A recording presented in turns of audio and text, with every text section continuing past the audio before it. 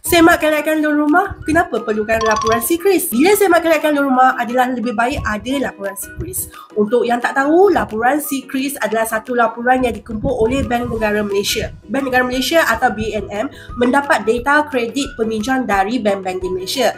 Jika anda buat pinjaman dengan bank, data anda akan dihantar ke sini.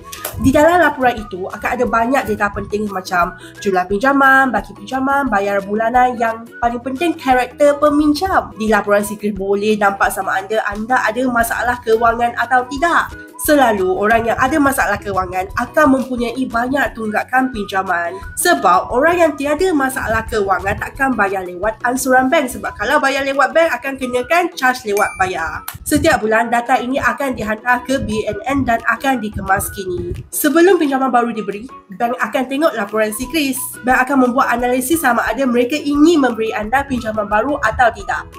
Jika anda ada masalah kewangan, bank tak nak ambil risiko memberi pinjaman lagi. Oleh itu, sangat penting untuk anda ada laporan SeaCris di tangan. Sebelum buat pinjaman dengan bank, tengok dulu laporan SeaCris sendiri, cantik atau tidak. Kalau tak cantik, cantik kan? Sekarang laporan SeaCris boleh dapat online sahaja. Free saja. Boleh layari laman web Bank Negara Malaysia. Klik je e-SeaCris atau tengok video di YouTube. Dia akan ajar dekat situ. Untuk cek kelayakan luar rumah bersama laporan SeaCris anda, boleh mesej kami.